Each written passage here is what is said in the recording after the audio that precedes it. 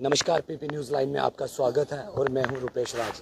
Elections का बिगल बज चुका है और तमाम पॉलिटिकल पार्टियां जो हैं इस पर काम कर रही हैं, क्योंकि हर उम्मीदवार को रहता है कि वो जीत हासिल करेंगे। लेकिन कुछ एक ऐसी चीज़ें सामने आई हैं, क्योंकि बीजेपी के अगर हम बात करें तो कई कार्यकर्ता जो हैं वो नाराज़ दिख रहे हैं। उसका खमियाजा आपने देखा कि बीजेपी ऑफिस के बाहर कई दिनों तक लगातार प्रदर्शन होते रहे।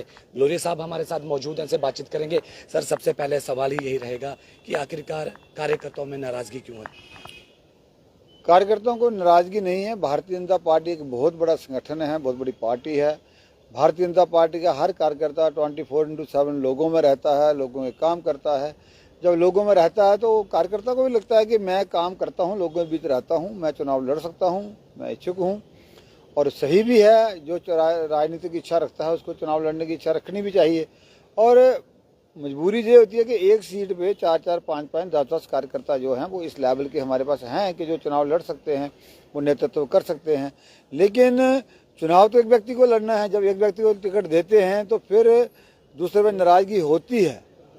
लेकिन ऐसा नहीं है कि जब पार्टी उनको शीर्ष नेतृत्व, आपने देखा पहले 1-2 दिन शो रहा, पार्टी के सीनियर नेताओं ने समझाया, कार्यकर्ता अपने काम पे लगा हुआ है। तो ये स्वाभाविक है, लोगों को भी यकीन है कि भारतीय जनता पार्टी ही जम्मू की समस्याओं का हल कर सकती है। तो हर आदमी भारतीय जनता पार्टी के मैंडेट पे चुनाव लड़ना चाहता है, ये बात पेश है। सर, लेकिन कार्यकर्ताओं का ये कहना है कि जो लोग दूसरी पार्टी से आए हैं, उन्होंने ज्वाइन किया, हाल ही साल 2 साल उन्होंने पार्टी को ज्वाइन किए हुए, तो उन्हें हर आदमी को टिकट दी गई, लेकिन उन्हें जो है वो नज़रअंदाज किया गया। नहीं, ऐसा नहीं है। बहुत सारे कार्यकर्ता दूसरी पार्टियों से भी आए हैं, उनको टिकटें नहीं दी गई हैं, कुछ को दी भी गई हैं।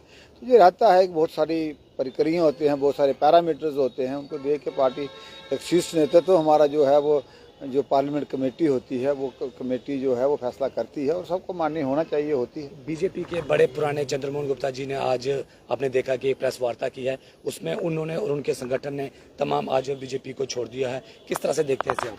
चंद्रमोहन शर्मा जी एक बहुत बड़े पुराने भारतीय जनता पार्टी के वरिष्ठ नेता हैं। मैंने उनके साथ बहुत देर काम किया है और उनके साथ जो मैंने काम किया है, और मुझे लगता है कि वो अपने निर्णय पे पूर्ण विचार करेंगे। भारतीय जनता पार्टी भी नेता उनको समझाएंगे, इसमें कोई शक नहीं है। उन्होंने कहा है कि उन्होंने अपना जो त्याग पत्र है वो ऊपर भेजा है, अगर वो एक्सेप्ट करेंगे, आपको लगता है कि वो पार्टी हाईकमांड उसे एक्सेप्ट? मुझे नहीं लगता। उसको पार्टी उनको समझाएगी और वो त्याग पत्र अपना वापस लेंगे और पार्टी का काम पूरी निष्ठा के साथ जैसे पहले करते थे वैसे वो करेंगे। आपको लगता है कि ऐसे लोगों को नाराजगी वो जायज़ है, क्योंकि बड़े पुराने कर्मठ नेता? मैंने कहा कि कार्यकर्ता काम करता है 24/7, लोगों में बीच रहता है और हर कार्यकर्ता चुनाव लड़ना भी चाहता है। लेकिन पार्टी की मजबूरी होती है कि चुनाव एक आदमी को टिकट देनी है, तो तब उनका गुस्सा भी स्वाभाविक है, पार्टी की भी मजबूरी है। यही फिर बैठ के सीनियर कार्यकर्ता समझाते हैं उनको कि ठीक है, तो कोई ना कोई रास्ता कहीं ये दिक्कत तो नहीं आ रही कि तमाम बड़े नेताओं को बीजेपी ने जो है अपने संगठन में है ज्वाइन कर दिया गया, उन्हें आश्वासन दिया गया था कि आपको टिकट देंगे,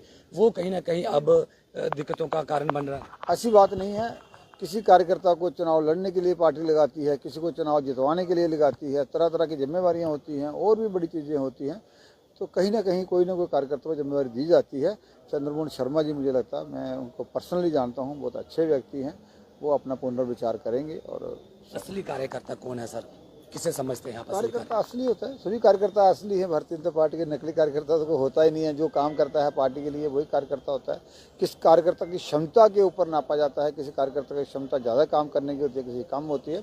लेकिन कार्यकर्ता कम या असली नकली कोई नहीं होता, सब कार्यकर्ता का। नेशनल कॉन्फ्रेंस और कांग्रेस का जो गठजोड़ है उसे किस तरह से देखते हैं? उससे कहीं ना कहीं बीजेपी को कोई नुकसान हो सकता है? नेशनल और कांग्रेस का गठजोड़ जो है वो बेमेल गठबंधन है, एक्सपोज हुए हैं लोगों को। इनकी जो 10 पॉइंट इन्होंने मैनिफेस्टो निकाला है एनसी ने, कांग्रेस ने भी इसको सपोर्ट की है। मुझे लगता है कि ये मैनिफेस्टो ही बताता है कि कांग्रेस की क्या मंशा है। शेख अब्दुल्ला और नेहरू की जो 70 साल पहले 370 वाली गलती हुई थी, जम्मू कश्मीर में भुगता है, उसको नरेंद्र भाई मोदी ने ठीक किया है। उन्होंने दोबारा उसी दौर में ले जाने की बात कही है। जम्मू कश्मीर के लोग बड़े अच्छे हैं, समझदार हैं, वो समझते हैं, वो ऐसा फैसला नहीं लेंगे जिससे जम्मू कश्मीर दोबारा अंधेरे में जाए, आतंकवाद में जाए, आइसोलेशन में जाए। तो इस बार सरकार जो है भारतीय जनता पार्टी की बनी। एक सवाल हटके है, हालांकि ये करना नहीं चाहिए लेकिन करना भी बड़ा ज़रूरी है, क्योंकि कुछ ऐसे आपके लीडर हैं जिन्हें टिकट जो है वो दी गई है, लेकिन वो लोगों का फ़ोन नहीं उठाते, क्योंकि ये हम पिछले 10 दिन से ट्राई कर रहे हैं।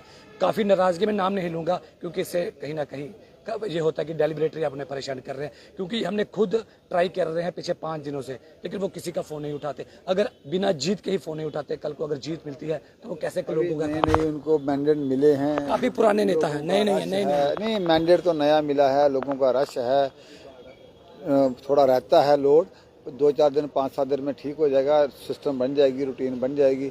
एक कॉन्स्टिट्यूंसी का 1.5 लाख कार्यकर्ता है, 1.5 लाख वोटर्स है, उस पर प्रेशर रहता है। यह बात आपको समझनी चाहिए, अभी समझ। सर कितना सही मानते हैं अरविंद रैना जी ने मना कर दिया है कि मैं इलेक्शन नहीं लड़ूंगा, कांग्रेस नहीं लड़ूंगा? पता नहीं, मुझे अभी तक तो नहीं कहा कि सब जगह पे चल रहा है, आप इस चीज़ पे? मैं नहीं कह सकता। ये भी कहा जा रहा है कि वो सुरेंद्र चौधरी से डर रहे हैं उस नशारा से कि मैं इसीलिए। मैंने ये भी नहीं सुना कि वो कहते हैं चुनाव नहीं लड़ेंगे, मैं नहीं क्योंकि उन्होंने मीडिया में सर कहा है। मैंने नहीं सुना, मुझे अच्छा आपने तो जम्मू कश्मीर की जनता को कोई मैसेज देना चाहेंगे? बिल्कुल, मैं जम्मू कश्मीर की जनता को कहना चाहता हूं कि आप एनसी और कांग्रेस के जो गठजोड़ है इससे सतर्क रहिए, भारतीय जनता पार्टी को वोट दीजिए, भारतीय जनता पार्टी की सरकार बनाइए।